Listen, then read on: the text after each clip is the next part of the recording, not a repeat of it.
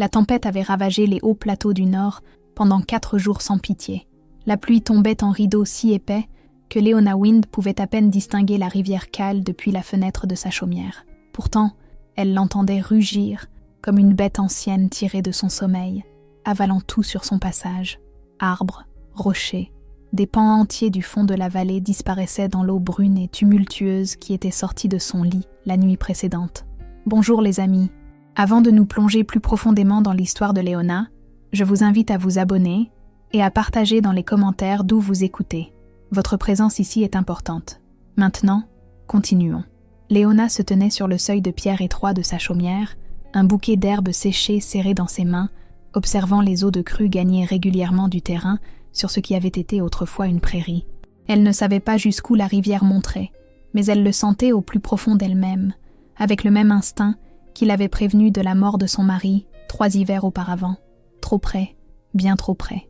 Ses pensées se fixèrent sur le vieux pont de bois qui reliait sa ferme isolée à la route du village, à 5 miles de là. Devait-elle essayer de traverser avant que la rivière ne l'emporte? Les 14 derniers mois de solitude lui avaient appris à décider rapidement. Depuis qu'elle avait enterré Thomas sous le sorbier, il n'y avait plus personne pour choisir à sa place. Il n'y avait plus qu'elle maintenant, une veuve de 26 ans, seule face au monde et à la nature sauvage. Puis le son est venu. Pas le rugissement de l'eau, mais autre chose. Aigu, désespéré, fendant la tempête comme une lame. Leona laissa tomber les herbes et courut vers la clôture, ses bottes s'enfonçant dans la boue à chaque pas.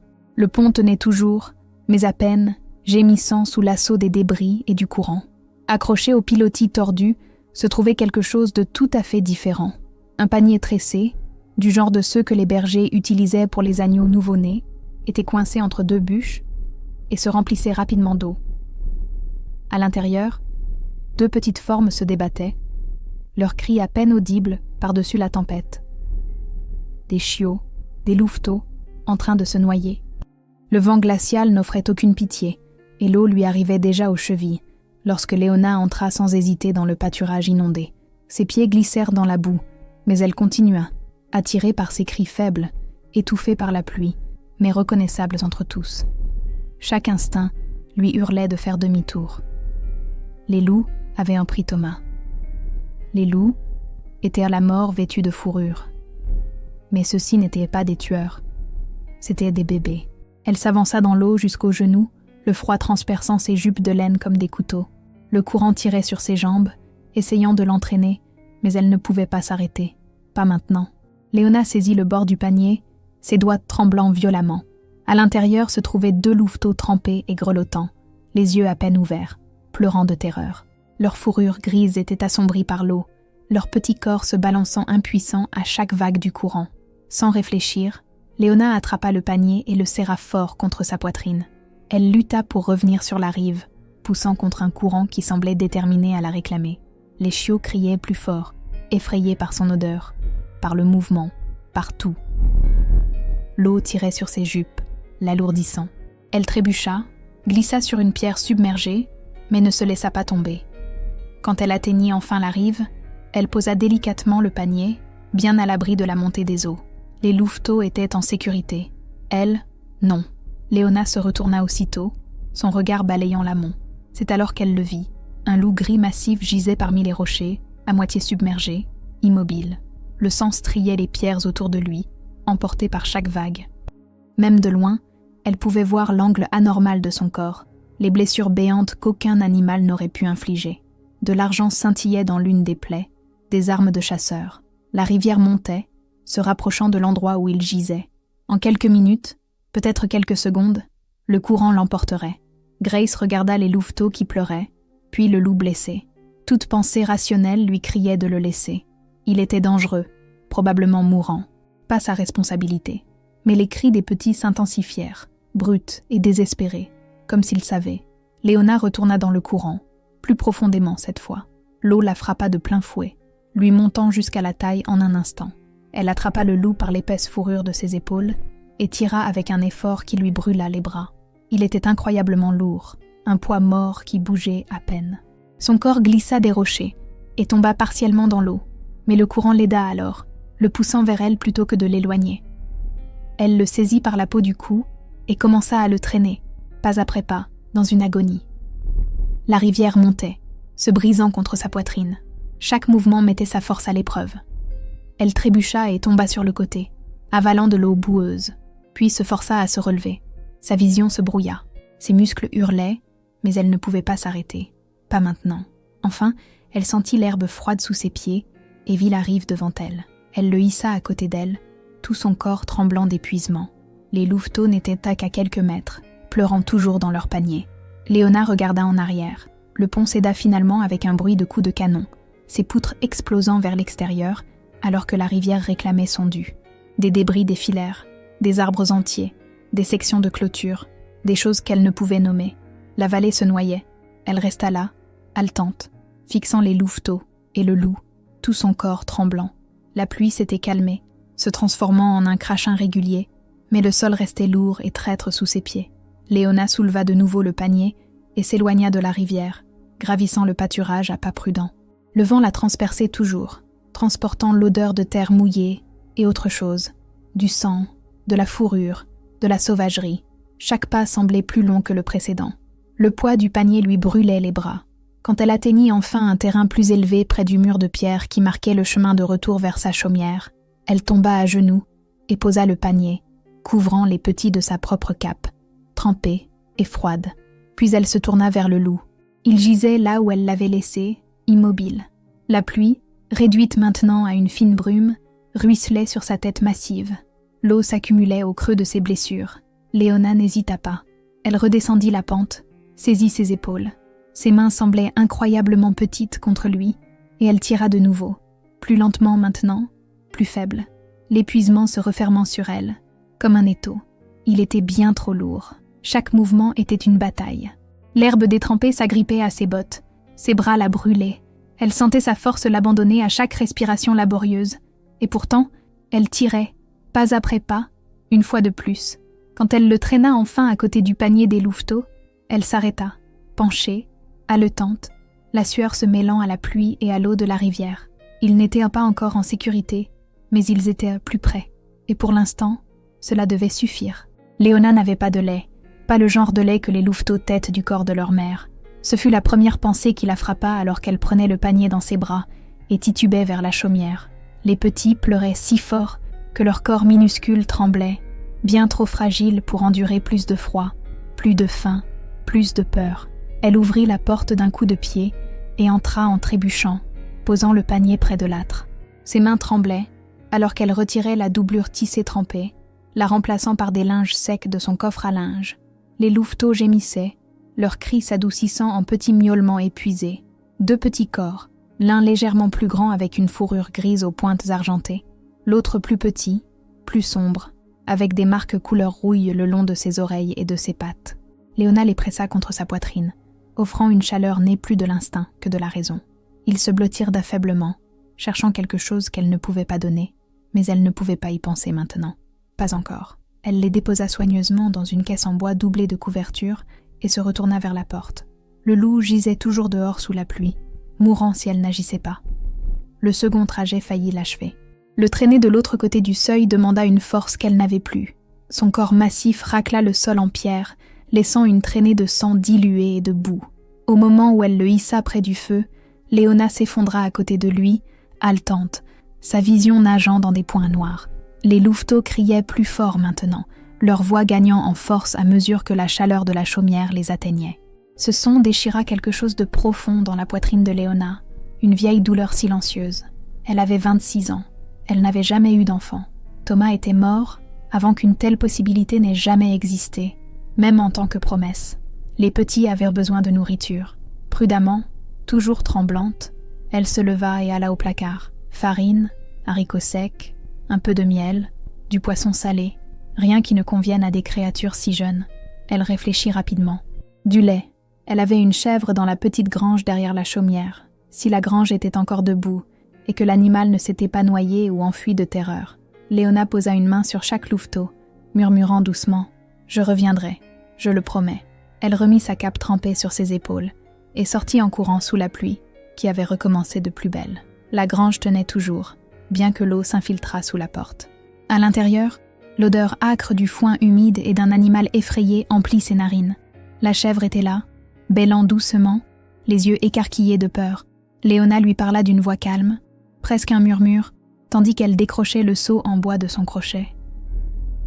Elle s'assit sur le petit tabouret et commença à traire rapidement, ses mains tremblant de froid et d'urgence.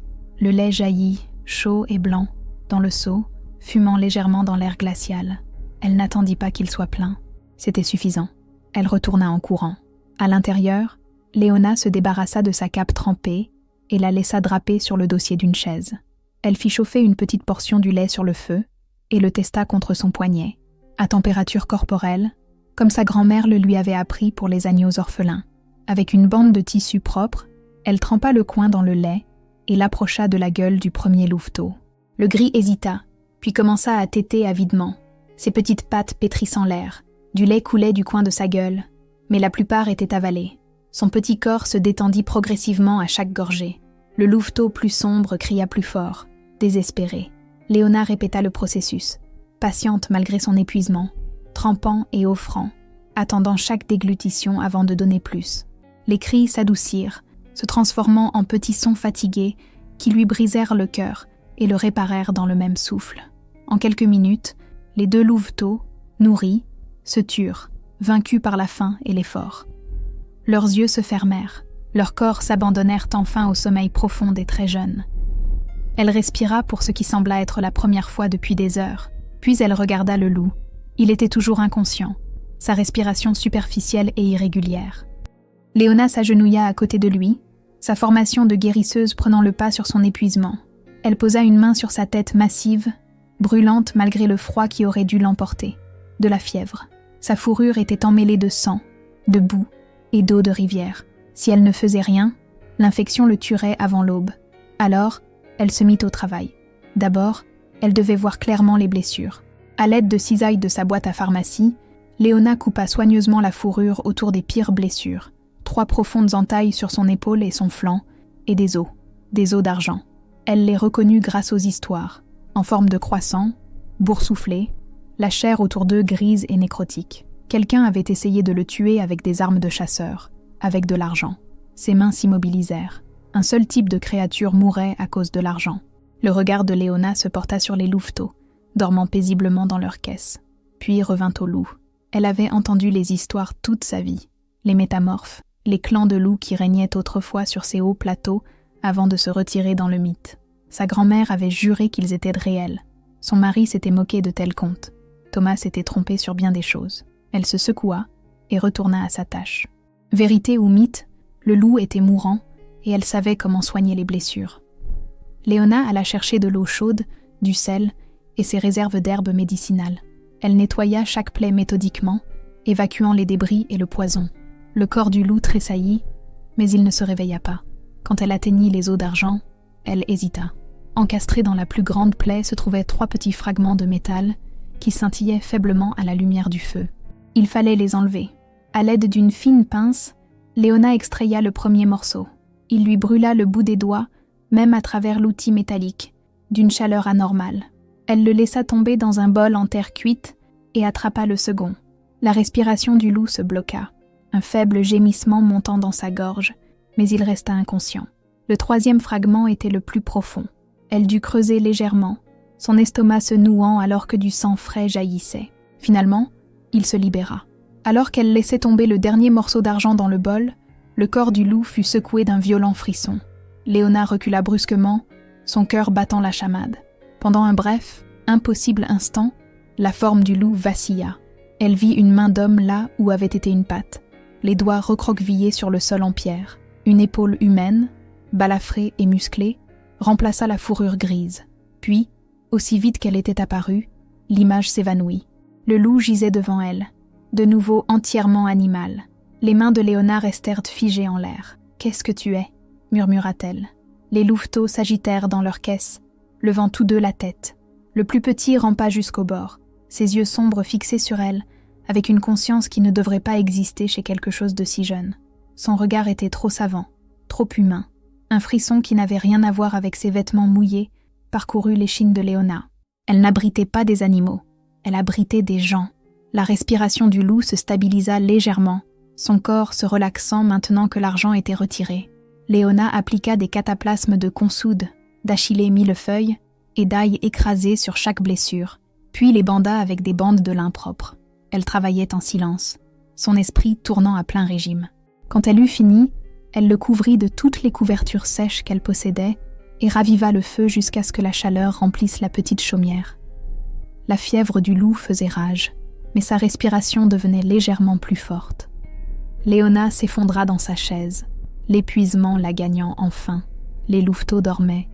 Le loup, l'homme, luttaient pour sa vie, et elle était assise entre eux, veillant sur des étrangers qui n'étaient pas du tout des étrangers. Dehors, la nuit tomba, et la tempête poursuivit son assaut.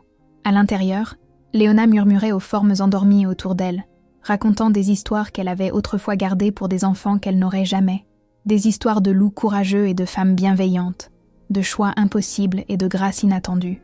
Elle ne dormit pas. Elle veilla, garda et attendit l'aube. Le matin se leva, gris et froid, le genre d'aube qui n'offrait aucune promesse. La pluie avait enfin cessé, mais le monde extérieur à la fenêtre de Léona s'était transformé en quelque chose d'inconnaissable. Là où des prairies ondulaient doucement vers la rivière, s'étendait maintenant un vaste lac d'eau boueuse, parsemé des restes squelettiques d'arbres et de clôtures. La vallée était noyée, et elle était une île. Léona se tenait à la fenêtre, une tasse de thé léger refroidissant dans ses mains. Elle n'avait pas dormi. Chaque fois qu'elle fermait les yeux, elle voyait ce vacillement, la fourrure devenant chair, la pâte devenant main. La partie rationnelle de son esprit insistait sur le fait que c'était l'épuisement, une hallucination, un tour de la lumière du feu et de la peur. Mais les brûlures qui avaient marqué le bout de ses doigts racontaient une autre vérité. Elle se détourna de la fenêtre. Les louveteaux s'agitaient dans leurs caisses, de petits bruits de faim commençant à se faire entendre. Mais ce n'était pas leur mouvement qui attira son attention. Le loup était réveillé. Ses yeux ambrés la suivaient à travers la pièce avec une intensité qui lui coupa le souffle. Il ne grogna pas, ne montra pas les dents. Il se contentait d'observer, sa tête massive reposant sur ses pattes, ses yeux impossibles suivant chacun de ses mouvements.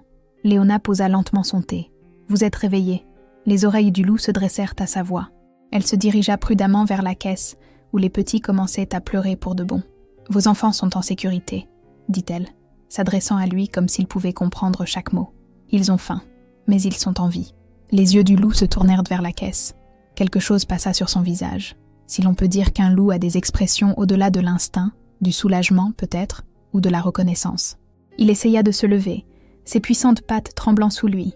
Il arriva à mi-hauteur avant de s'effondrer sur le sol avec un son trop humain, trop plein de frustration et de douleur. Léona s'agenouilla à côté de lui sans réfléchir, ses instincts de guérisseuse l'emportant sur sa peur. « Vous allez rouvrir vos blessures si vous continuez à essayer. Vous avez perdu trop de sang. » Le regard ambré du loup se fixa sur son visage, et Léona sentit le poids de l'intelligence derrière ses yeux. Il n'était pas simplement conscient, il pensait. Elle alla chercher le bol en bois qu'elle avait utilisé la nuit précédente, et le remplit d'eau de sa cruche. Se déplaçant lentement, elle le posa devant lui. « Buvez, vous avez besoin d'eau plus que toute autre chose en ce moment. » Le loup baissa la tête et but, sans jamais la quitter des yeux. Le geste semblait significatif, comme s'il l'attestait, mesurer sa fiabilité à chaque coup de langue. Les cris des louveteaux devinrent plus insistants. « Je sais », murmura Léona en se levant. « Je ne vous ai pas oublié. » Elle alla préparer leur lait, le chauffant avec soin, testant la température. Quand elle revint à la caisse et souleva le plus petit louveteau, celui avec les marques couleur rouille, son corps sembla différent, plus chaud qu'avant, presque fiévreux. Le petit se mit à pleurer plus fort, son petit corps tremblant dans ses mains. Et puis, c'est arrivé. La fourrure ondula comme de l'eau agitée par le vent. Le petit corps dans ses mains miroita, se brouilla, et soudain, Léona tenait un nourrisson humain, nu, le visage rouge, hurlant d'un son purement, indubitablement humain. Léona suffoqua et recula en trébuchant, manquant de laisser tomber l'enfant. Un grognement sourd gronda du loup, non pas menaçant mais avertisseur, ne leur faites pas de mal. Le nourrisson se retransforma presque immédiatement, épuisé par l'effort, redevenant un petit louveteau couleur rouille, qui gisait haletant dans ses mains tremblantes. Léona resta figée, son cœur battant si fort qu'elle pouvait l'entendre dans ses oreilles. « Sainte miséricorde », murmura-t-elle. « C'est vrai, vous n'êtes pas seulement des loups. » Elle tomba à genoux, berçant le louveteau épuisé contre sa poitrine. Son esprit passa en revue tout ce qu'elle savait, les histoires de sa grand-mère, les légendes chuchotées, les avertissements donnés aux enfants sur les vieux endroits de la forêt où les frontières entre les mondes s'amincissaient, des métamorphes, des clans de loups, les anciennes lignées qui marchaient sur 4 pattes et 2. Elle regarda le loup, l'homme piégé dans une forme de loup. « Votre peuple, vous êtes tous des gens. » Le loup soutint son regard, et dans ses yeux, elle vit la confirmation, la gratitude et autre chose. Le désespoir. Il se traîna vers la porte, chaque mouvement clairement agonisant. Il essayait de partir, d'éloigner son corps brisé de sa chaumière, loin d'elle. Léona comprit avec une clarté soudaine et parfaite, il essayait de la protéger en partant.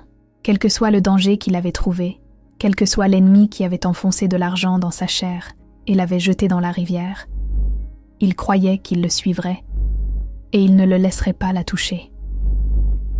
Arrêtez. Sa voix sortit plus forte qu'elle ne le sentait. Vous allez mourir là-dehors, et eux aussi. Le loup s'effondra à mi-chemin de la porte, ses forces finalement épuisées. Ses flancs se soulevaient d'une respiration laborieuse. Léona reposa le louveteau dans la caisse et se plaça devant le chemin du loup.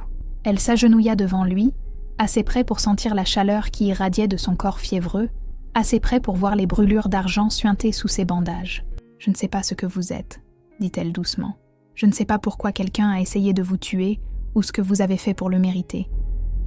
Mais je sais ceci. Ces petits ont besoin de vous en vie. Ce sont des bébés, à peine assez âgés pour survivre seuls.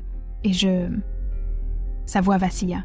« Je ne vous laisserai pas mourir, pas tant qu'il me restera un souffle pour lutter. » Les yeux ambrés du loup se fermèrent brièvement. Acceptation, reddition, gratitude, tout se mêlait.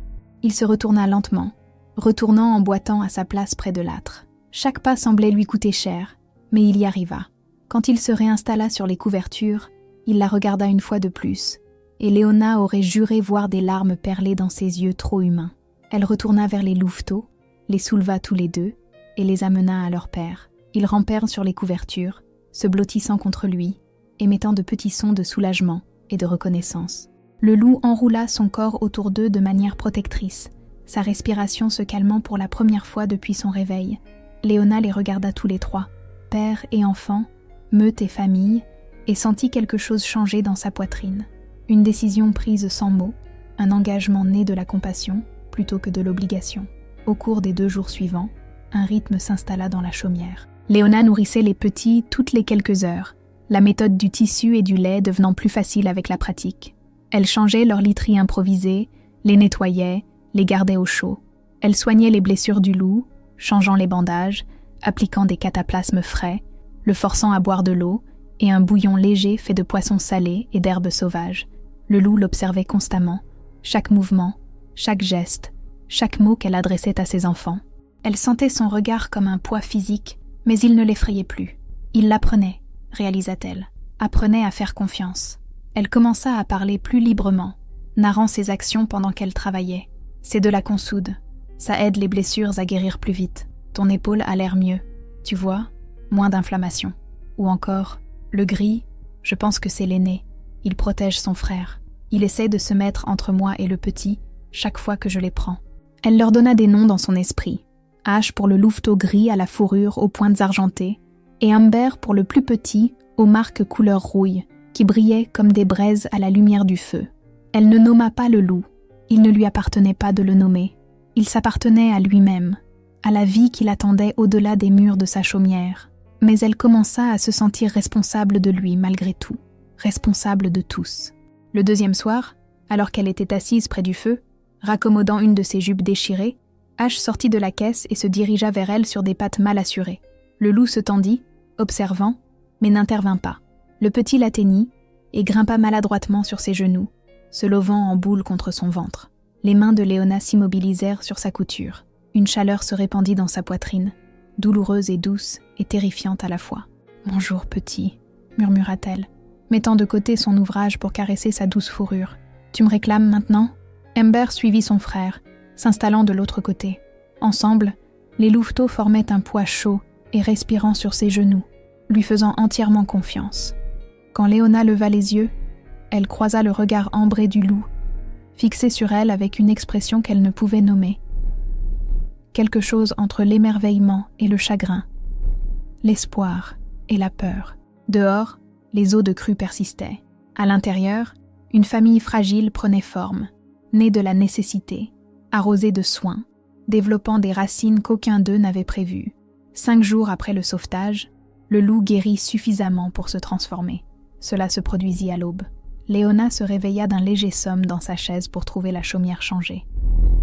Le loup gris massif ne gisait plus près de l'âtre. À sa place, un homme occupait cet espace, grand, aux larges épaules, couvert seulement par la couverture qu'elle avait drapée sur le loup la nuit précédente. Il lui tournait le dos, son dos visible dans la pâle lumière du matin filtrant par la fenêtre.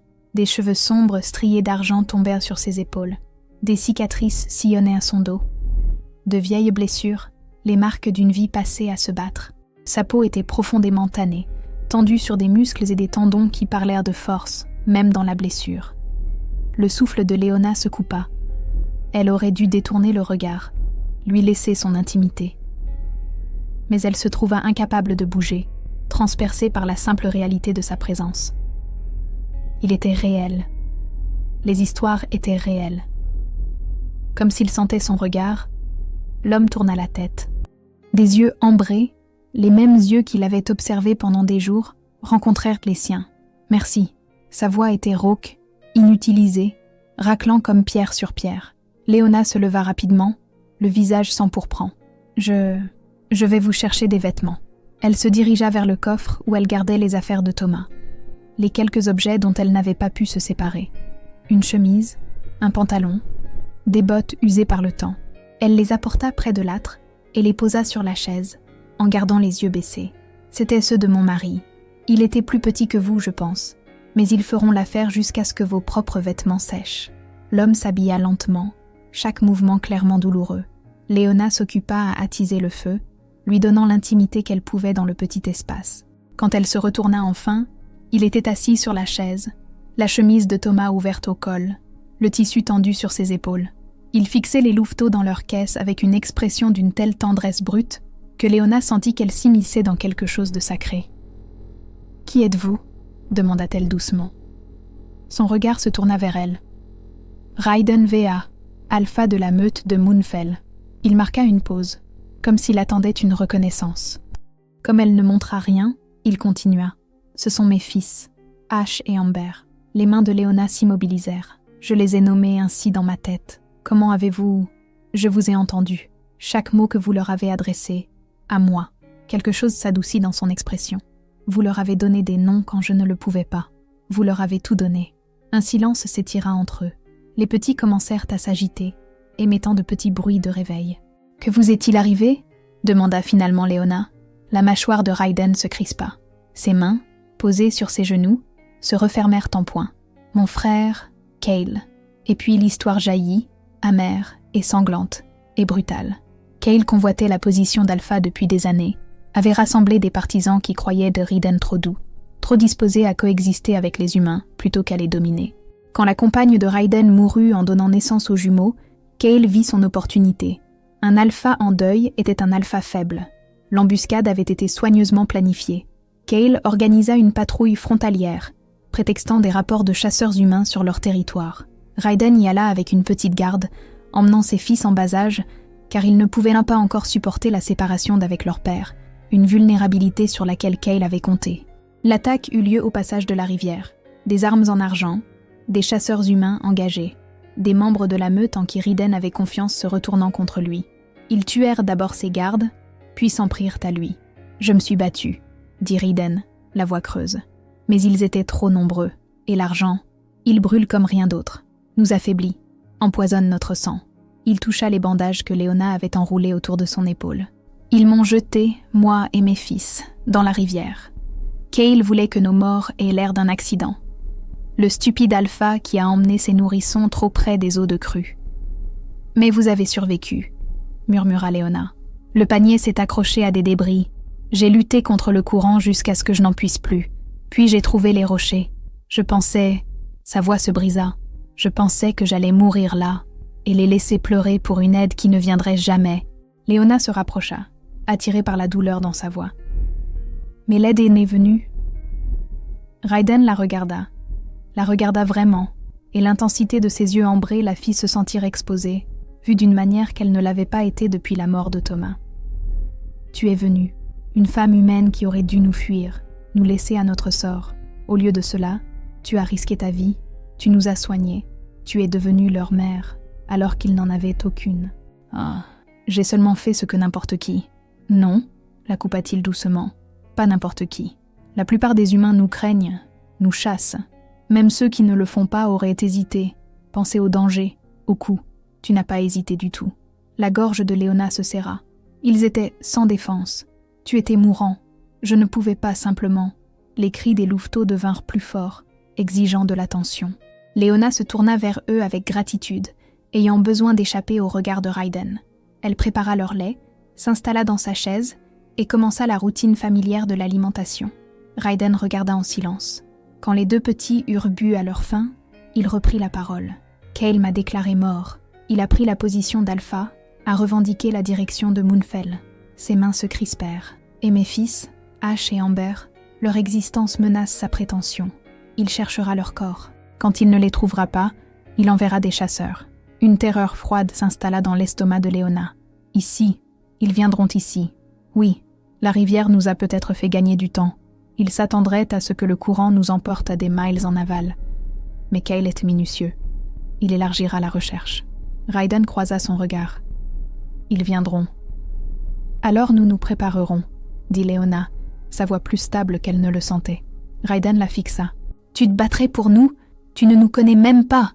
Je sais que tu es un père. Je sais que tes enfants sont innocents. Je sais que quelqu'un a essayé de vous assassiner tous pour le pouvoir. » Léona serra plus fort Amber, qui s'était endormie dans ses bras. « Ça suffit. » Quelque chose changea dans l'expression de Raiden, la surprise laissant place au respect, puis à quelque chose de plus profond. « Tu es remarquable. »« Je suis pratique, » rétorqua Léona, bien que son visage s'empourprât. « Si le danger arrive, nous devons être prêts. » Au cours des jours suivants, alors que les forces de Raiden revenaient, il lui apprit des choses qu'elle n'avait jamais imaginé avoir besoin de savoir.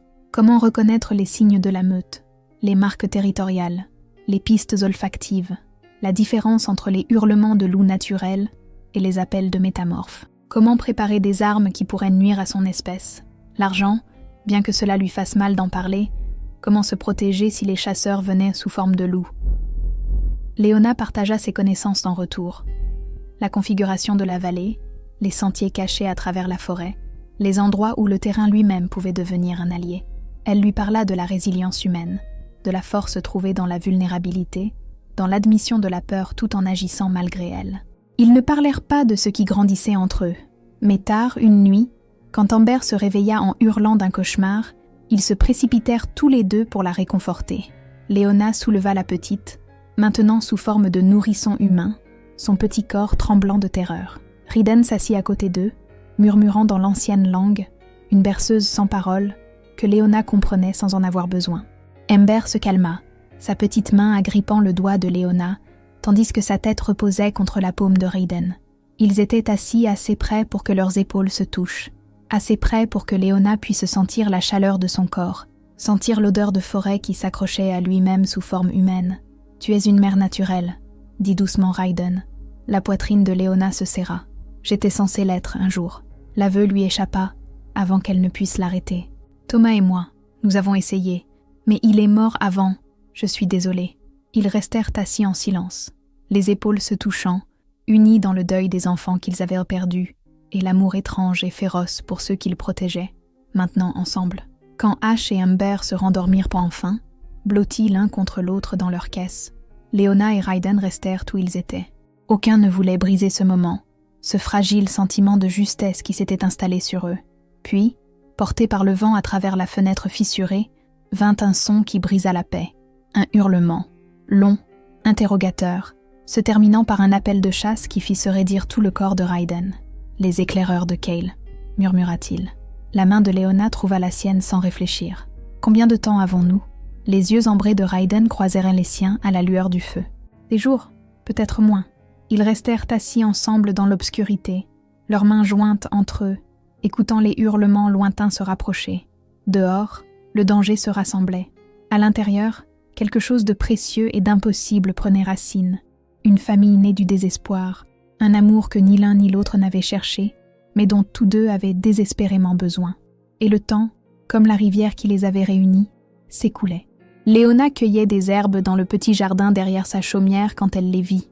2 loups, plus grands que n'importe quel animal naturel, encerclant le périmètre de sa propriété avec la précision méthodique de chasseurs qui avaient déjà traqué une proie.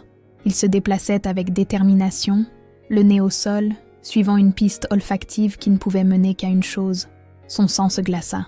Elle laissa tomber son panier de grandes camomilles et courut vers la chaumière, ses bottes glissant dans la boue. À l'intérieur, Riden était déjà en mouvement, son corps tendu avec la conscience d'un prédateur. Il les avait entendus avant qu'elle ne les ait vus. « Prends les petits, » dit-il, sa voix basse et contrôlée. « Cache-les dans la cave à légumes. » Léona attrapa Ash et Humber de leur caisse, tous deux sous forme humaine, capables maintenant de maintenir la forme pendant des heures. Ils sentirent le danger et s'accrochèrent à elle, silencieux avec un instinct plus vieux que les mots. Elle venait de fermer la porte de la cave quand les grattements commencèrent à l'entrée de la chaumière. Puis vint la transformation, le bruit des os se réarrangeant, de la chair se reformant. Quand on frappa, ce furent des phalanges contre le bois, pas des griffes. « Ouvrez !» appela une voix masculine. « Nous ne voulons aucun mal. Nous cherchons quelqu'un. » Léona regarda Riden. Il secoua vivement la tête et se dirigea vers l'arrière de la chaumière, commençant à se transformer. Elle comprit qu'il ne pouvait pas les affronter en tant qu'homme. Pas encore. Il était encore trop faible, et il le reconnaîtrait immédiatement. Elle prit une profonde inspiration, lissa sa jupe et n'ouvrit la porte que juste assez pour montrer son visage. 2 hommes se tenaient sur son seuil, tous deux nus et indifférents à cela, leur corps fumant encore de la transformation. L'un était maigre et balafré avec des yeux pâles sans chaleur. L'autre était plus large, plus jeune, avec une expression cruelle sur la bouche. « Puis-je vous aider ?» Léona garda sa voix stable. L'homme balafré sourit sans humour. « Nous traquons quelqu'un. Un traître nommé Riden Vea et ses petits. Avez-vous vu quelque chose d'inhabituel? Des loups? Peut-être des signes de métamorphes? Je n'ai rien vu d'autre que de l'eau de crue et de la pluie depuis 1 semaine, dit Léona. Je suis seule ici et j'apprécierais que vous partiez. Les narines du plus jeune se dilatèrent. Tu mens, je peux les sentir. L'odeur de loup est partout ici. Il s'avança pour la bousculer. Léona attrapa le tisonnier en fer à côté de la porte et le balança violemment, le frappant à l'épaule. L'homme recula en titubant avec un grognement de surprise et de douleur. « C'est ma terre, » dit Léona en levant de nouveau le tisonnier. « Vous n'êtes pas les bienvenus ici. Partez maintenant. » L'homme balafré rit. « La loi humaine ne s'applique pas aux affaires de la meute. Femme, écarte-toi avant d'être blessée. » Non. Le mot resta en suspens entre eux. Puis les 2 hommes commencèrent à se transformer, leur corps se brouillant et se reformant. En quelques secondes, 2 loups massifs se tenaient là où les hommes avaient été, les babines retroussées, pour montrer des dents conçues pour tuer. Ils se jetèrent sur elle. Riden les percuta de côté comme une avalanche de fourrure et de fureur, sa propre transformation achevée. Même blessé, même faible, il était plus grand qu'eux 2, et il se battait avec le désespoir d'un père protégeant ses petits. Le loup balafré tomba le premier, les mâchoires de Riden se refermant sur sa gorge. Mais le plus jeune tourna autour, cherchant une ouverture, et la trouva, l'épaule blessée de Riden. Des dents s'enfoncèrent dans la chair à peine guérie, déchirant les bandages et rouvrant les os d'argent. Riden hurla de douleur. Léona ne réfléchit pas. Elle attrapa la bouilloire d'eau bouillante du feu et la jeta sur le loup attaquant. L'animal jappa et relâcha sa prise, donnant à Riden l'ouverture dont il avait besoin. Il projeta le loup plus jeune contre le mur de pierre avec un craquement écœurant. Le combat devint brutal, désespéré. La chaumière se remplit de grognements, du fracas des meubles, de l'odeur métallique du sang. Léona s'arma de tout ce qu'elle pouvait trouver. Couteau, ustensiles de cheminée, la lourde poêle en fonte que sa grand-mère lui avait laissée. Quand le loup balafré se tourna vers elle, les mâchoires claquant vers sa gorge, elle lui enfonça un couteau de cuisine dans l'épaule. L'animal hurla et recula. Ensemble, femme et loup, humains et métamorphes, ils repoussèrent les attaquants vers la porte. Le plus jeune boitait déjà sérieusement. Le balafré ne cessait de regarder entre Riden et Léona, réévaluant la menace. Finalement, avec un grognement de frustration, le loup balafré se retransforma en homme. Du sang coulait de multiples blessures. Ce n'est pas fini. Cale entendra parler de ça. Il en enverra d'autres, plus forts. Dis à Cale que son frère est en vie. La voix de Riden venait de derrière Léona. Elle se retourna pour le trouver sous forme humaine, nu et saignant, mais se tenant droit. Dis-lui que je viens pour lui. » Le jeune métamorphe attrapa son compagnon, et ils s'enfuirent, se transformant en courant, disparaissant dans le paysage inondé. Léona claqua la porte et la verrouilla, ses mains tremblant violemment. La chaumière ressemblait à un champ de bataille. Meubles renversés, sang sur les sols et les murs, ses quelques biens éparpillés et brisés. Dans le silence soudain, elle entendit des pleurs venant de la cave. Les petits. Elle courut vers eux, ouvrit la porte brusquement. Ash et Amber étaient assis sur le sol en terre battue, tous deux sous forme humaine, des larmes coulant sur leurs petits visages. Elle les prit dans ses bras, les serrant fort. « Tout va bien, » murmura-t-elle, bien que ce soit loin d'être le cas. « Vous êtes en sécurité, je vous ai. » Quand elle les ramena à l'étage, Riden s'était effondré sur la chaise, le sang suintant de ses blessures rouvertes. Son visage était gris de douleur et d'épuisement. « Ils en enverront d'autres, » dit-il doucement. « Ce que j'ai dit, c'était de la bravade.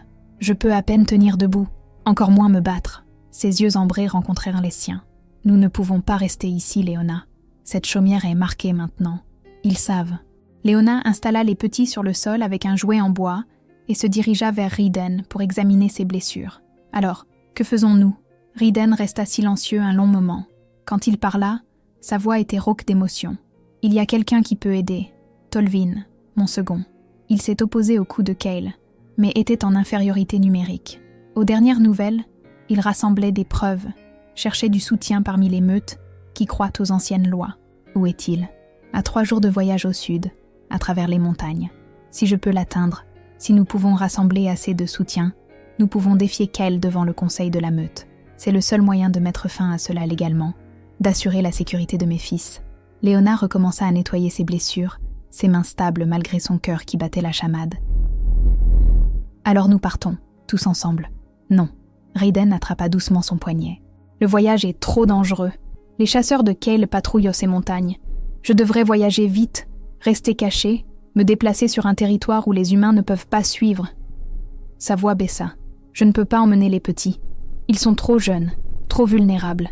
La transformation les épuise, et ils ne peuvent pas la maintenir assez longtemps. » La compréhension s'abattit sur Léona, comme une douche froide. « Tu me demandes de les garder ici, de les cacher pendant que tu es parti. Je te demande de faire ce que tu as déjà fait, de leur sauver la vie. » La main de Riden se resserra sur son poignet. « Tu es la seule en qui j'ai confiance, la seule qui a prouvé qu'elle se battrait pour mes fils aussi férocement que moi. » La gorge de Léona se noua. « Et si tu ne reviens pas, alors élève-les. Apprends-leur à être bienveillants comme toi. Apprends-leur que la force ne réside pas seulement dans la domination, que l'amour est plus puissant que la peur. » Ses yeux ambrés la fixèrent. « Fais d'eux des hommes meilleurs que je ne l'ai été. Arrête !» Léona retira sa main et lui prit le visage, le forçant à la regarder. « Tu vas revenir, tu vaincras ton frère, tu reprendras ta position et tu retourneras auprès de tes fils. Je n'accepterai rien d'autre. » Riden se pencha dans sa main, fermant les yeux. « Comment peux-tu avoir une telle foi ? Parce que je t'ai vu te battre pour eux, parce que j'ai vu qui tu es quand tout est enlevé. » Elle caressa sa joue balafrée avec son pouce. « Reviens pour eux, Riden. Ils ont besoin de leur père. Et toi ?» Ses yeux s'ouvrirent, intenses et interrogateurs. « De quoi as-tu besoin ?» La question resta en suspens entre eux, lourde de tout ce qu'ils n'avaient pas dit, de tout ce qui avait grandi dans les moments calmes où ils s'occupèrent de ses enfants ensemble. Avant que Léona ne puisse répondre, Ash rampa et tira sur la jambe de Riden. « Papa !» Riden souleva son fils dans ses bras, le serrant fort. Amber suivit, et bientôt les 2 enfants furent enveloppés dans l'étreinte de leur père. Il leur murmura dans l'ancienne langue, des mots qui sonnaient comme des promesses et des prières. Léona regarda, son cœur se brisant et guérissant dans le même instant. Cette nuit-là, Riden se prépara à partir. Il partirait à l'aube, voyageant sous forme de loup, utilisant la vitesse et la furtivité pour atteindre Tolvin avant que Cale ne puisse envoyer plus de chasseurs. Dans l'heure précédant le lever du soleil, il tint chacun de ses fils, mémorisant leurs visages, murmurant des mots que seuls eux pouvaient entendre. Puis il se tourna vers Léona. « Merci, dit-il simplement, pour tout. » Léona voulait dire tant de choses, voulait lui dire d'être prudent, de revenir, de ne pas la laisser là à se demander s'il était vivant ou mort. Au lieu de cela, elle dit « Ils t'attendront, nous t'attendrons. » Riden toucha son visage, ses doigts calleux doux contre sa joue. Ses yeux ambrés la fixèrent un long moment, communiquant tout ce que les mots ne pouvaient en pas. Puis, Il se transforma et disparut, une ombre grise s'évanouissant dans la brume d'avant l'aube. Léona resta sur le seuil longtemps après sa disparition, la main pressée sur sa poitrine où son cœur souffrait d'un désir qu'elle ne voulait pas nommer. Derrière elle, Ash et Amber se mirent à pleurer, des gémissements de perte et de peur. Elle ferma la porte, les prit dans ses bras et murmura le mensonge qu'ils avaient tous besoin de croire. « Il reviendra, votre père reviendra. » Les jours se transformèrent en semaines, et le silence devint son propre tourment. 2 jours après le départ de Raiden, Léona déplaça les petits, ne rassemblant que ce qu'ils pouvaient transporter, et abandonnant la chaumière devenue trop exposée, trop connue. Elle se souvint de la cabane de berger de sa grand-mère, au fond des hauts pâturages où commencèrent les montagnes, accessible uniquement par un étroit sentier qui disparaissait en hiver. Elle était abandonnée depuis des années, mais elle les abriterait. Plus importante encore, elle les cacherait. Le voyage dura presque 1 journée entière. Léona portait les provisions sur son dos et Ash dans ses bras, tandis qu'Amber marchait à ses côtés sous forme de louve, restant près de ses jupes. Les petits grandissaient vite. Les enfants métamorphes se développaient plus rapidement que les humains, leur corps traversant l'enfance à toute vitesse vers une indépendance qui à la fois la peinait et l'effrayait. La cabane tenait toujours, mais à peine. Léona passa la première semaine à la rendre habitable, réparant le toit avec des branches de pin et de la mousse, colmatant les brèches dans les murs avec de la boue et des pierres, consolidant l'âtre jusqu'à ce qu'il puisse conserver la chaleur pendant les froides nuits de montagne. Ses journées tournaient entièrement autour d'Ash et d'Amber. Elle se levait avant l'aube pour préparer leur lait, toujours du lait de chèvre, bien qu'elle ait commencé à y ajouter des légumes en purée et du pain mou à mesure qu'ils grandissaient. Elle les nettoyait, les habillait lorsqu'ils prenaient forme humaine, brossait leur fourrure lorsqu'ils se transformaient. Elle leur enseignait des mots dans les 2 langues, le langage humain et les hurlements qui étaient leur droit de naissance. Ash était audacieux et protecteur, se plaçant toujours entre Léona et toute menace perçue, une ombre à la fenêtre, le craquement d'une branche à l'extérieur.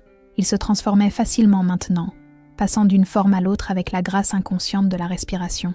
Sous forme humaine, il avait les yeux ambrés et les cheveux sombres de son père, montrant déjà l'expression sérieuse de quelqu'un qui comprenait le danger. Amber était plus douce, curieuse de tout. Elle apportait à Léona des fleurs qu'elle trouvait entre les rochers, s'asseyait tranquillement pendant que Léona travaillait et posait d'innombrables questions de sa petite voix flûtée. Pourquoi le ciel est-il bleu? Où est parti papa? Quand reviendra-t-il? Cette dernière question brisait le cœur de Léona à chaque fois. Bientôt, disait-elle en serrant Amber dans ses bras. Ton père reviendra bientôt. Mais les semaines s'étiraient et Léona commença à douter de ses propres assurances. La nuit, quand les enfants dormaient enfin, elle s'autorisait à imaginer le pire. Les chasseurs de Kel trouvant Raiden dans les cols de montagne. Un combat dans le noir, du sang sur la pierre. Ou peut-être pire encore. Raiden atteignant Tolvin seulement pour découvrir que le soutien s'était effondré. Les preuves insuffisantes. La contestation du règne de Cale échouant. Peut-être était-il vivant mais vaincu, incapable de retourner auprès d'enfants qui seraient à jamais des cibles. Peut-être avait-il simplement choisi la survie plutôt que la paternité. Cette pensée venait dans ses moments les plus sombres, et elle se détestait pour cela. Elle avait vu Raiden avec ses fils, avait été témoin de cet amour brut et de cette protection désespérée. Mais le chagrin faisait des suggestions cruelles, et la solitude leur donnait du poids. Un soir, alors que Léona était assise à raccommoder une autre chemise déchirée, une visiteuse arriva. Une vieille femme apparut à l'entrée de la cabane, humaine, mais avec des yeux qui contenaient un savoir ancien. Elle portait des vêtements simples et tenait un bâton de marche, mais Léona sentit un pouvoir sous cette humble apparence. « Léona Wind », dit la femme, sa voix comme des feuilles sèches bruissant. « Les loups parlent de toi. » Léona se leva rapidement, se positionnant entre l'étrangère et les enfants. « Qui êtes-vous? Une amie? Ou presque ?» Le regard de la femme se porta sur Ash et Amber, qui l'observaient avec une curiosité méfiante. L'humaine qui a défié les chasseurs de l'Alpha, qui a abrité les héritiers, alors que leur propre meute les aurait tués. Tu as fait beaucoup de bruit dans notre monde. Notre monde? Le vieux monde. Le monde de ceux qui marchent entre les deux. La femme sourit faiblement. Je ne suis ni entièrement humaine ni métamorphe, mais quelque chose de plus ancien. Je surveille les frontières, maintiens la paix quand je le peux. Pourquoi êtes-vous ici? Pour apporter des nouvelles et poser une question. La femme s'approcha, son bâton tapotant le plancher en bois. La meute est en pleine tourmente. Cale règne par la peur, mais son emprise n'est pas absolue. Des murmures sur la survie de Raiden se sont répandus. Certains y croient, Certains espèrent. Le cœur de Léona martelait. L'avez-vous vu? Est-il en vie? Je ne peux le dire. Les montagnes cachent bien des secrets. L'expression de la femme s'adoucit. Mais je peux te dire ceci. Les chasseurs élargissent leurs recherches. Ils savent que les héritiers ont survécu. Ils finiront par trouver cet endroit. La peur transperça Léona. Combien de temps avons-nous? Des semaines, peut-être? Moins si qu'elle devient désespérée. La femme se tourna de nouveau pour regarder les enfants. Ce qui m'amène à ma question. Pourquoi les protèges-tu? Ils ne sont pas de ton sang. Tu pourrais partir. Retourner dans les colonies humaines. Oublier que tout cela est arrivé. Léona n'hésita pas. Ce sont mes enfants. De toutes les manières qui comptent. La femme l'étudia un long moment, puis hocha lentement la tête. Alors tu comprends ce que signifie être une meute. La famille, ce n'est pas seulement le sang. C'est un choix, un sacrifice, un amour donné librement. Elle plongea la main dans sa cape et en sortit une petite bourse en cuir. Prends ceci. Des herbes qui masqueront leur odeur, les rendront plus difficiles à suivre. Utilise-les avec parcimonie. Léona accepta la bourse. Merci. Ne me remercie pas encore. Ce qui arrive te mettra à l'épreuve de manière que tu ne peux imaginer. La femme se dirigea vers la porte, puis s'arrêta. Une dernière chose. Si tu dois fuir, va vers le nord. Il y a des colonies là-bas, bien au-delà des territoires de la meute, où humains et métamorphes vivent en paix secrète. Ils t'abriteraient, puis elle disparut, s'évanouissant dans le crépuscule, aussi silencieusement qu'elle était venue. Léona resta là, tenant la bourse, son esprit tournant à plein régime. Elle pourrait fuir vers le nord, emmener Ash et Ember hors de portée des chasseurs de leur oncle. Elle pourrait les élever en sécurité, leur apprendre à cacher leur nature, leur donner une vie sans violence ni politique de meute. Mais cela signifierait renoncer à Raiden. Cela signifierait accepter qu'il ne reviendrait jamais. Elle regarda les enfants, Ash pratiquant sa transformation, Ember dessinant dans la terre avec un bâton. Ils étaient heureux ici, aussi heureux que des enfants pouvaient l'être en se cachant, mais ils posèrent des questions sur leur père tous les jours. Ils l'attendirent avec une foi que Léona avait du mal à maintenir. Elle prit sa décision. Elle resterait. Elle attendrait encore un peu, mais elle se préparerait aussi. Au cours des jours suivants, Léona commença à planifier leur itinéraire de fuite vers le nord. Elle étudia le terrain, mémorisa les sentiers, rassembla des provisions qui pourraient être emballées rapidement. Elle apprit à Ash et Amber à rester silencieux quand elle donnait le signal, à se transformer et à courir si le danger venait. Elle ne leur dit pas qu'ils ne reverraient peut-être jamais leur père. Elle ne pouvait supporter d'éteindre cet espoir dans leurs yeux. 6 semaines s'étaient écoulées depuis le départ de Raiden, quand la première neige tomba. Léona se réveilla pour trouver le monde transformé, couvert de blanc qui étouffait tous les sons. Elle raviva le feu et prépara le petit déjeuner tandis qu'Ash et Ember collaient leur visage à la fenêtre, s'émerveillant des flocons qui tombaient. « Papa aime la neige », dit doucement Ember. « Il me l'a dit, avant la mort de leur mère, avant la trahison de Kyle, avant que tout ne s'effondre. » Léona s'agenouilla à côté d'elle et la serra dans ses bras. « Alors nous lui en garderons. Quand il reviendra, nous lui montrerons comme c'est beau. » Mais sa voix se brisa sur les mots, et Amber la regarda avec ses yeux trop sages. « Tu ne penses pas qu'il va revenir, n'est-ce pas, maman ?» Le mot « maman » transperça le cœur de Léona. Amber avait commencé à l'utiliser une semaine auparavant, timidement au début, puis avec une confiance croissante. Ash avait suivi l'exemple de sa sœur.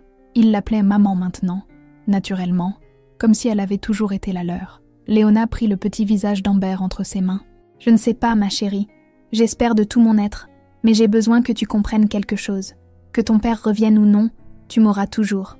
Toujours. Je ne vous quitterai jamais. » Les yeux d'Amber se remplirent de larmes. « Promis, je le promets. » Cette nuit-là, après que les enfants se furent endormis, Léona s'autorisa à pleurer pour de bon, pour la première fois. Elle pleura pour Raiden, qui pouvait être mort, ou perdu, ou vaincu. Elle pleura pour la famille qu'ils avaient failli être, pour le lien qui s'était tissé entre eux dans les moments calmes où ils prenaient soin de ses enfants. Elle pleura pour elle-même, pour la solitude qui était devenue familière, pour l'espoir qui avait été insensé depuis le début. Quand les larmes s'arrêtèrent enfin, elle se sentit vidée, mais étrangement plus forte. Elle avait fait son choix. Elle élèverait Ash et Amber, avec ou sans leur père. Elle les aimerait, les protégerait, leur apprendrait à être gentils, forts et courageux. Elle serait suffisante. Le lendemain matin, Léona commença à faire ses bagages. Pas tout, juste ce dont ils auraient besoin, s'ils devaient fuir rapidement. Elle cacha le sac dans la cave, sous une planche lâche, prêt à être attrapé. Pendant qu'elle travaillait, Ash vint se tenir à côté d'elle. « On part ? Peut-être, si nous devons, mais j'espère que non. » Léona toucha ses cheveux. J'espère que ton père reviendra et rendra tout cela inutile. Moi aussi, dit doucement Ash. Puis, avec la franchise d'un enfant. Mais s'il ne revient pas, ce n'est pas grave. On t'a à toi. Léona le serra dans ses bras. Ce petit garçon féroce qui apprenait trop jeune que le monde était dangereux et que l'amour était fugace. 7 semaines, 8. La neige s'épaissit, et toujours aucune nouvelle. Léona accepta la douleur de la perte, s'en enveloppa comme d'un manteau et continua à vivre. Pour Ash et Amber, elle continua. Elle aurait choisi Riden s'il était revenu, aurait construit une vie avec lui, rejoint son monde, se serait tenue à ses côtés comme sa compagne et son égale. Mais il n'était pas revenu. Alors elle construirait une vie différente, plus calme, plus dure, mais non moins pleine d'amour. Et si un jour il revenait, si par miracle il rentrait dans leur vie, elle devrait décider si elle pouvait pardonner l'attente, le silence, la douleur de ne pas savoir. Mais c'était un pont qu'elle franchirait le moment venu. Pour l'instant, elle avait 2 enfants à élever, un hiver à survivre et un avenir à construire sur les cendres de ce qui aurait pu être. Dehors, la neige continuait de tomber, recouvrant tout d'un silence blanc. Le hurlement du loup transperça la nuit d'hiver, différent des appels de chasse que Léona avait appris à redouter. Ce hurlement portait la reconnaissance, le désir, une voix qu'elle connaissait. Son cœur s'arrêta. Elle attrapa le couteau qu'elle gardait maintenant à portée de main et se dirigea vers la fenêtre. Ash et Amber se réveillèrent immédiatement, leur sens de métamorphe plus aiguisé que les siens. Ils coururent vers la porte, se transformant tous deux en loups, leur petit corps tremblant d'excitation. « Papa !» La voix d'Amber sortit comme un jappement aigu et désespéré. Léona ouvrit la porte en grand. Un loup tituba dans la clairière. Fourrure grise emmêlée de sang et de neige, boitant sérieusement, un œil enflé et fermé, mais ses yeux ambrés étaient reconnaissables entre tous. Riden s'effondra sur son seuil. Les petits l'assaillirent, gémissant et lui léchant le visage, leur petit corps pressé contre le sien, plus grand. Léona tomba à genoux à côté d'eux, ses mains tremblant alors qu'elle touchait sa fourrure ensanglantée. « Tu es vivant », murmura-t-elle. « Tu es revenu. » Riden se transforma, la métamorphose clairement douloureuse. Il gisait nu dans la neige, couvert de blessures, fraîche et en cours de guérison, son corps plus mince qu'elle ne s'en souvenait, mais vivant. Incroyablement, miraculeusement vivant.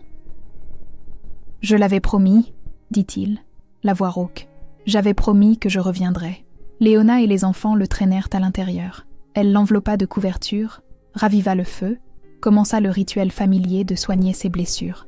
Ses mains travaillaient automatiquement, tandis que son esprit vacillait. 2 mois. Il était parti depuis 2 mois, et chaque jour elle s'était convaincue qu'il était mort. « Que s'est-il passé ?» demanda-t-elle en nettoyant une profonde entaille sur ses côtes. L'histoire de Riden vint par fragments, interrompue par la douleur et l'épuisement. Il avait trouvé Tolvin, mais rassembler du soutien avait pris plus de temps que prévu. La tactique de la peur de Cale avait fonctionné. De nombreux membres de la meute étaient trop effrayés pour s'opposer à lui ouvertement, mais Tolvin avait été méticuleux, recueillant les témoignages de ceux qui avaient assisté à l'embuscade, trouvant les chasseurs humains que Cale avait engagés et leur extorquant des aveux. Quand ils eurent enfin assez de preuves, ils portèrent leur cas devant le Grand Conseil, le rassemblement des alphas de toutes les meutes du Nord, qui arbitraient les différends trop importants pour être réglés par une seule meute. Le défi avait été brutal. Cale s'était battu avec le désespoir de quelqu'un qui savait que la défaite signifiait l'exil ou la mort. La bataille dura des heures, sous les yeux de centaines de témoins. Riden portait les cicatrices de ce combat sur tout son corps. Mais il avait gagné. Cale fut exilé, interdit à jamais de revendiquer le statut de meute. Ses partisans eurent le choix, se soumettre à la direction de Riden ou quitter le territoire de Moonfell. La plupart s'étaient soumis. « C'est fini », dit Riden, ses yeux ambrés se fermant. « Mes fils sont en sécurité. La meute est de nouveau mienne. » Les mains de Léona s'immobilisèrent sur le bandage qu'elle était en train d'enrouler. « C'est merveilleux. Tu as réussi. » Elle aurait dû se sentir soulagée, reconnaissante. Le danger était passé. Ash et Amber pourraient grandir sans craindre d'être assassinés. Mais tout ce qu'elle ressentait était un vide grandissant. Au cours des 3 jours suivants, alors que Riden guérissait, Léona commença à voir le changement en lui. Il n'était plus le père désespéré qui avait murmuré des promesses dans le noir, qu'il avait regardé avec vulnérabilité et besoin. Il était l'alpha maintenant, confiant, autoritaire, pensant déjà à la politique de la meute et aux préoccupations territoriales. Il parlait de retourner sur les terres de Moonfell, de reconstruire, d'établir l'ordre. Il parlait d'Ash et d'Ember comme des héritiers, d'une manière qui semblait formelle, distante. Il remercia Léona à plusieurs reprises pour son service, ses soins inestimables, comme si elle avait été une employée plutôt que la femme qui avait aimé ses enfants comme les siens. L'intimité qu'ils avaient à partager, les moments calmes, la compréhension tacite, semblaient en s'être évaporés. Léona se disait qu'elle comprenait. Il avait une meute à diriger, des responsabilités qui allaient bien au-delà d'une petite famille. Il retournait dans son monde, et elle avait toujours été temporaire, mais la compréhension n'empêchait pas la douleur. Le 4e jour, Raiden annonça qu'ils partiraient dans 3 jours. La meute est impatiente de voir les héritiers, dit-il en regardant Ash et Amber jouer dans la neige. Et je dois établir pleinement mon autorité. 2 mois d'absence, et les défis commencent. Bien sûr, dit Léona, sa voix soigneusement neutre. Vous devriez rentrer chez vous. Raiden la regarda alors, la regarda vraiment, et quelque chose vacilla dans ses yeux. Léona, je vais vous aider à préparer les provisions pour le voyage. Les enfants auront besoin de vêtements chauds, de nourriture qui se transporte bien. Elle se détourna, s'occupant de tâches inutiles. Combien de temps dure le voyage jusqu'à Moonfell ? 4 jours si nous voyageons à un rythme régulier. 4 jours. Ensuite, ils seraient repartis et elle serait de nouveau seule. La pensée était suffocante. Ce soir-là, pendant que Raiden enseignait à Ash et Ember une chanson traditionnelle de la meute, Léona s'éclipsa dans la cave. Elle récupéra le sac qu'elle avait caché des semaines auparavant, celui préparé pour la fuite, et commença à y ajouter ses propres affaires. Pas grand-chose. Elle était arrivée avec presque rien, et elle repartirait de la même manière. Elle ne pouvait pas rester ici, dans cette cabane pleine de souvenirs. Elle retournerait dans les colonies humaines, voyagerait peut-être vers l'une des villes dont sa grand-mère avait parlé, recommencer à zéro. L'idée de regarder Raiden partir, de se tenir sur le seuil en leur faisant signe de la main, tandis qu'Ash et Amber regarderaient en arrière avec des yeux tristes et confus, demandant pourquoi maman ne venait pas. Elle ne pouvait pas le supporter. Mieux valait partir la première, leur épargner à tous l'agonie prolongée des adieux. Elle pliait sa robe de rechange quand Raiden apparut à l'entrée de la cave. « Qu'est-ce que tu fais ?» Léona ne se retourna pas. « Je fais mes bagages. Je vois ça. Pourquoi ? Je pars demain, avant l'aube. C'est mieux ainsi. » Silence. Puis, « Tu pars ? Comme ça ?» L'incrédulité dans sa voix déclencha de la colère dans sa poitrine. Elle se retourna pour lui faire face. « À quoi t'attendais-tu ? Que je reste ici pour toujours, à jouer les nounous dans une cabane abandonnée ? Tu as ta meute, ta position, tes fils. Tu n'as plus besoin de moi. Ce n'est pas grave, Raiden. Tu ne me dois rien. » Sa voix se brisa malgré ses efforts. « J'ai compris ce que c'était depuis le début. Temporaire, nécessaire. Tu avais besoin de quelqu'un pour garder tes enfants en vie. Et je l'ai fait. Maintenant tu peux les ramener à la maison et reprendre ta vraie vie. » Raiden descendit lentement les marches. « Ma vraie vie ? En tant qu'alpha, en tant que leur père, dans ton monde, là où est ta place. » Léona se retourna vers ses bagages, incapable de le regarder. « Je n'étais qu'un refuge, un havre de paix pendant la tempête. Maintenant, la tempête est passée. Est-ce vraiment ce que tu penses ? » Sa voix était basse, dangereuse. « Que tu étais simplement pratique ? Ne l'étais-je pas ? » Elle lui fit de nouveau face, toute sa peine et sa colère se déversant. « Tu es ici depuis 4 jours, Raiden. 4 jours à planifier ton départ, à organiser ton retour, à me traiter avec la gratitude polie que tu montrerais à n'importe quel étranger serviable. Pas une seule fois tu n'as mentionné que je vienne avec vous. Pas une seule fois tu n'as suggéré que j'aie une place dans ce qui vient après. Tu veux venir à Moonfell ? » L'espoir dans sa voix lui donna envie de crier.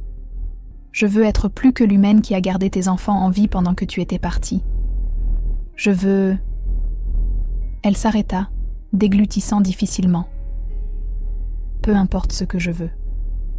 Ça m'importe. » « Vraiment ? » Le rire de Léona était amer.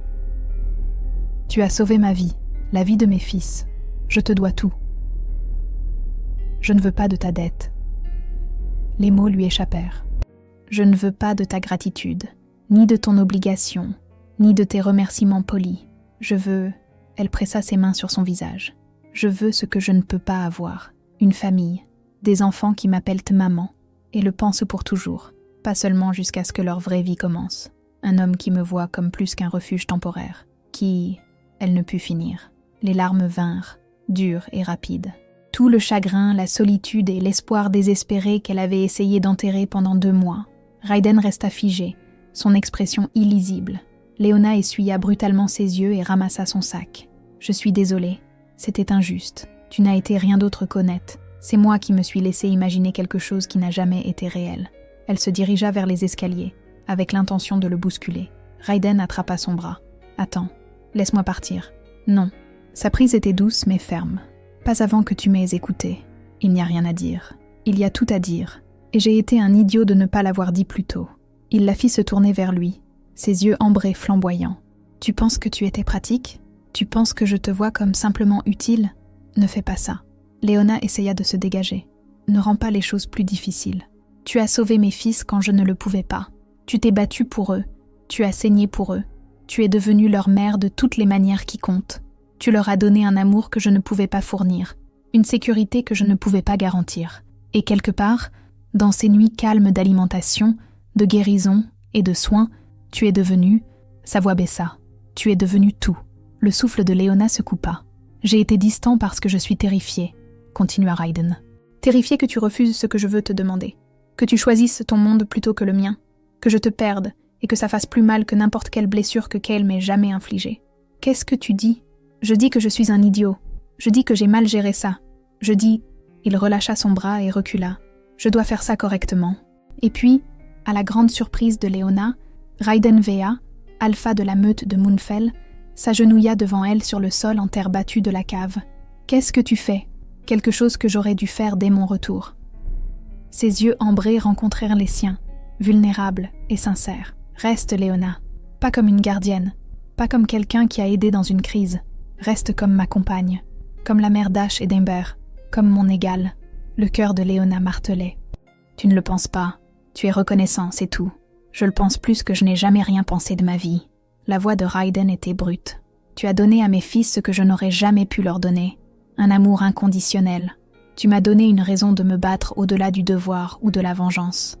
Tu m'as montré que la force ne réside pas seulement dans la domination, que l'amour est plus puissant que la peur. Tu es le cœur de cette famille. Je suis humaine. Ma meute apprendra à t'accepter ou devra me répondre. Sa mâchoire se serra obstinément. Je suis l'alpha. Ma parole est loi. Et ma parole est que ta place est à mes côtés, si tu veux bien de moi. » Léona le fixa. Cet homme puissant, agenouillé dans la terre, lui offrant tout ce qu'elle avait voulu et eut trop peur de nommer. « Je ne sais pas comment être la compagne d'un alpha, » murmura-t-elle. « Moi non plus. Je sais seulement comment être un homme qui t'aime. » Raiden tendit la main vers la sienne. « Nous trouverons un moyen, ensemble. » Dehors, ils entendirent Ash appeler. « Maman, papa, où êtes-vous ?» Leurs enfants. D'une manière ou d'une autre, sans que ni l'un ni l'autre ne l'ait vraiment prévu, c'est ce qu'ils étaient devenus. Léona regarda leurs mains jointes. Cet homme qui avait été loup et étranger, et père, et ami, qui lui offrait maintenant un avenir qu'elle avait cessé d'espérer. « Lève-toi, » dit-elle doucement. Raiden se releva lentement, l'incertitude vacillant sur son visage. Léona laissa tomber son sac et se jeta dans ses bras. Un alpha ne devrait pas s'agenouiller, mais un homme qui demande à la femme qu'il aime de rester, c'est différent. Elle sentit son corps se détendre de soulagement. « Oui, oui, oui. » Elle se recula pour le regarder. « Mais j'ai des conditions. » Un sourire étira sa bouche. « Nomme-les. Ash et Ember sont les miens. Pas seulement en titre, mais en vérité. Je les élèverai, les protégerai, prendrai des décisions concernant leur bien-être. Accepté. Et je ne serai pas une décoration à tes côtés. Si je suis ta compagne, je suis ta partenaire. Voix égale, autorité égale. Accepté.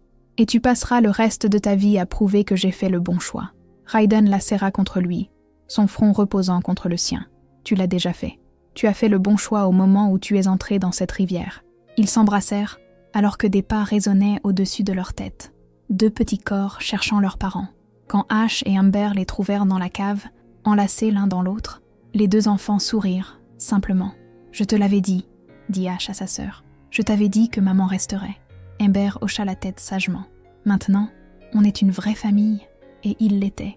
Ils voyagèrent ensemble jusqu'à Moonfell, une famille de 4, traversant les montagnes en hiver vers un avenir qu'aucun d'eux n'aurait pu imaginer 2 mois plus tôt. Raiden portait Ember sur ses épaules, tandis qu'elle poussait des cris de joie. Ash marchait à côté de Léona, sa petite main dans la sienne, bavardant de tout et de rien.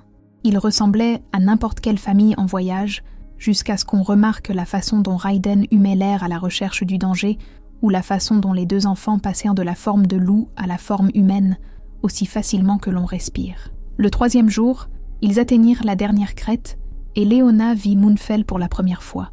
La vallée s'étendait en dessous d'eux comme une image de rêve, un mélange de nature sauvage et de culture délibérée. Des maisons construites à flanc de collines et parmi les arbres, de la fumée s'échappant des cheminées, des sentiers serpentant entre des structures qui semblaient pousser organiquement du paysage. Et partout, des loups, certains sous forme animale, d'autres humains, tous se déplaçant dans la colonie avec détermination. « C'est magnifique », souffla Léona. « C'est chez nous. » La main de Raiden trouva la sienne. « Ton chez-toi maintenant, si tu veux bien le réclamer. » Alors qu'ils descendaient, les loups commencèrent à remarquer leur approche. Les têtes se tournèrent, les corps s'immobilisèrent. Une vague de conscience se propagea dans la vallée, comme le vent dans l'herbe. L'alpha était de retour, et il n'était pas revenu seul. Au moment où ils atteignirent le fond de la vallée, des centaines de métamorphes s'étaient rassemblés, une mer de visages, à la fois humains et loups, tous observant avec curiosité, suspicion, espoir ou peur. Léona sentit le poids de leurs regards et se força à se tenir droite, le menton haut, la main fermement serrée dans celle de Raiden. Un homme plus âgé se fraya un chemin à travers la foule, grisonnant, balafré, avec des yeux qui contenaient à la fois chaleur et lassitude. Il se transforma en humain, en s'approchant. Tolvin. Raiden le salua avec un soulagement évident. « Mon alpha ». Tolvin l'embrassa rudement, puis tourna son regard vers Léona et les enfants. Ce doivent être les héritiers. « Ils ont grandi. Voici Ash et Ember », dit Raiden. Puis, sa voix portant à travers la foule rassemblée, « Et voici Leona Wind, ma compagne. » Un silence choqué parcourut l'assemblée. « Une humaine ?» cria quelqu'un dans la foule. « Tu revendiques une humaine comme compagne ?» La voix de Raiden devint d'acier. « Je revendique la femme qui a sauvé mes fils alors que notre propre meute les aurait assassinés. La femme qui a risqué sa vie, qui s'est battue à mes côtés, qui est devenue une mère pour mes enfants quand ils n'en avaient aucune. Oui, elle est humaine. Elle est aussi plus courageuse que la plupart d'entre vous, plus forte que beaucoup, et plus sage que je ne le mérite. » Il se transforma en loup et hurla l'appel de l'alpha, autoritaire et absolu, puis se retransforma, Léona toujours à ses côtés. Léona Vea sera honorée comme je suis honorée, on lui obéira comme on m'obéit. Quiconque conteste cela, me conteste directement. Silence. Puis, de quelque part dans la foule, une seule louve hurla son acceptation. Une vieille femelle, apprendrait plus tard Léona, qui avait perdu ses propres enfants lors de la purge de Kyle. Une autre la rejoignit, puis une autre. Le son monta comme une vague, jusqu'à ce que toute la vallée résonne de hurlements. Bienvenue, acceptation, reconnaissance. Léona sentit des larmes lui piquer les yeux. Raiden serra sa main. « Bienvenue chez toi », murmura-t-il. La cérémonie d'union eut lieu 3 jours plus tard, sous la pleine lune, en présence de toute la meute. Léona portait une robe tissée de matière qu'elle ne reconnaissait pas, douce comme de la soie, mais solide comme du cuir, teinte d'un vert forêt profond. Des fleurs du jardin d'hiver étaient tressées dans ses cheveux roux. Elle se sentait à la fois terrifiée et exaltée. Raiden se tenait devant elle dans le cercle cérémoniel, ne portant qu'un pantalon ample et les marques du leadership peintes sur sa poitrine à l'ocre et à la cendre. Ses yeux ambrés brillaient au clair de lune. Un ancien prononça les mots anciens dans l'ancienne langue d'abord, puis les traduisit pour Léona. Des mots sur la loyauté et l'amour, la force et le sacrifice, le lien de 2 âmes au-delà des frontières du sang et de l'os. Quand l'ancien demanda si Léona acceptait le lien, elle n'hésita pas. « Je le veux ». Un cordon cramoisi fut enroulé autour de leurs mains jointes, les liant ensemble. Raiden prononça ses vœux dans l'ancienne langue, sa voix portant à travers l'assemblée silencieuse. Léona ne comprit pas tous les mots, mais elle en comprit assez. Protection, dévotion, partenariat, amour.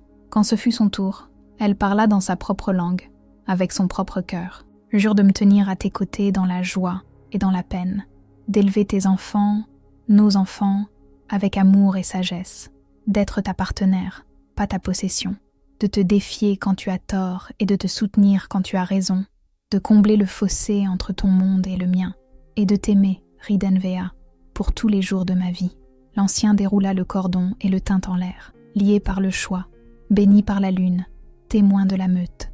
Que nul ne sépare ce qui a été uni ici. Les hurlements recommencèrent, joyeux et triomphants. Raiden attira Léona dans ses bras et l'embrassa tandis que la meute célébrait autour d'eux. Ash et Ember se jetèrent contre leurs jambes, riant et parlant tous les deux en même temps. « Maintenant tu es vraiment notre maman », déclara Ember. « Pour toujours et à jamais, pour toujours et à jamais », acquiesça Léona. le cœur si plein que ça en était douloureux. Les semaines qui suivirent ne furent pas faciles. Léona lutta avec la hiérarchie de la meute, avec des coutumes qu'elle ne comprenait pas, avec des loups qui lui en voulèrent de sa présence, ou remettaient en question son autorité. Certains défis étaient petits, apprendre quelle plante était sacrée, comprendre la signification des marques territoriales. D'autres étaient plus grands, faire face aux loups qui refusaient d'accepter une humaine en position de pouvoir. Mais Raiden se tint à ses côtés à travers tout cela, et progressivement, la meute commença à changer. Léona apporta les connaissances humaines à la médecine de la meute, sauvant des vies qui auraient été perdues à cause d'une infection ou d'une fièvre. Elle arbitra des différends avec une équité qui gagna le respect. Elle enseigna aux enfants de la meute la langue et les coutumes humaines, construisant des ponts entre les mondes. Plus importante encore, elle aima les enfants de l'Alpha, avec une férocité qui ne pouvait être remise en question. La meute vit Ash et Ember s'épanouir sous ses soins, les vit devenir confiants, gentils et forts, et les doutes commencèrent à s'estomper. Raiden, à son tour, transforma son leadership. Il ajouta des guérisseurs humains au conseil de la meute. Il établit des lois protégeant les plus vulnérables. Il régna avec force, mais aussi avec miséricorde, montrant que le pouvoir et la compassion n'étaient pas opposés, mais complémentaires. Quand les membres de la meute demandaient pourquoi il avait changé, il disait simplement « Ma compagne m'a appris qu'il existe de nombreuses sortes de forces. La plus grande est de choisir l'amour plutôt que la peur. » 6 mois après la cérémonie d'union, Léona se tenait sur la crête, surplombant Moonfell, regardant la vallée s'animer avec le printemps. Des fleurs sauvages parsemèrent les prairies, des loups jouèrent dans les ruisseaux, des enfants, à la fois métamorphes et humains, car Raiden avait étendu son sanctuaire aux réfugiés humains, couraient sans crainte à travers la colonie. Ash et Ember passèrent en courant devant elle, tous deux sous forme de loups maintenant, leur fourrure brillant au soleil. Ils avaient tant grandi, commencerait bientôt leur formation formelle, mais venaient encore la voir tous les soirs pour des histoires, l'appeler toujours « maman » avec des voix pleines d'amour. Des pas s'approchèrent par derrière. Léona sourit avant de se retourner, connaissant ses pas par cœur. Raiden enroula ses bras autour de sa taille, l'attirant contre sa poitrine. Des regrets, Léona posa ses mains sur les siennes, sentant la rugosité de ses cicatrices, la force de sa prise. Pas un seul. Même quand Aldaris a remis en question ta décision sur les terrains de chasse hier, même là, elle a fini par se ranger à mon avis. « Tu es remarquable », murmura Raiden contre ses cheveux. « Je suis têtu. Ça aussi. » Ils restèrent dans un silence confortable, regardant leurs enfants jouer, regardant leur meute se déplacer dans la vallée avec l'aisance de l'appartenance. Puis Léona posa une des mains de Raiden sur son ventre, où une petite vie commençait tout juste à grandir. Il devint très calme. « Léona, notre 3e, dit-elle doucement. Les guérisseuses l'ont confirmé hier. Raiden la tourna dans ses bras, ses yeux ambrés brillants de joie et d'émerveillement. Il tomba à genoux, ce geste de respect et d'amour qui avait tout commencé, et pressa son front contre son ventre. « Un enfant des 2 mondes, murmura-t-il. Humain et métamorphe, né du choix et de l'amour. » Léona caressa ses cheveux. « Es-tu heureux ?» Il leva les yeux vers elle, et elle vit des larmes sur son visage, les premières qu'elle ait jamais vues de lui. « Heureux ne commence même pas à décrire ce que je ressens. Tu m'as tout donné, mes fils, mon cœur, ma raison d'être. Et maintenant ça. Nous nous sommes tout donnés, corrigea Léona. Nous avons construit ça ensemble. » Ash et Amber remarquèrent leurs parents et accoururent. Quand Raiden leur parla de leur nouveau frère ou sœur, le visage d'Amber s'illumina. « Je veux une sœur, je veux un frère, » déclara Ash. « Vous aurez ce que vous aurez, » rit Léona, « et vous les aimerez quoi qu'il arrive. » Les enfants débattirent avec enthousiasme, tandis que Raiden se levait et serrait de nouveau Léona contre lui. « Tu te souviens de ce que tu m'as dit ?» demanda-t-il. « Dans la cave, quand je t'ai demandé de rester. Quelle partie ? Tu as dit que je passerais le reste de ma vie à prouver que tu avais fait le bon choix. » Léona sourit. « Je me souviens. Ai-je réussi ?» Elle l'embrassa. Un baiser doux et plein de promesses. « Tu le prouves chaque jour, chaque fois que tu fais passer nos enfants en premier. Chaque fois que tu choisis la miséricorde plutôt que la domination. Chaque fois que tu me regardes comme si j'étais ton monde entier. Tu es mon monde entier, dit sérieusement Raiden. Toi et nos enfants. Tout le reste n'est que détail. » La meute commença à se rassembler pour le repas du soir, la vallée se remplissant de voix, de rires et du chaos confortable de la communauté. Léona et Raiden descendirent ensemble, leurs enfants courant devant, leurs mains jointes entre eux, une famille formée par un choix impossible. un amour qui défiait les frontières, un avenir construit sur le sacrifice et l'espoir, et la féroce détermination de protéger ce qui comptait le plus.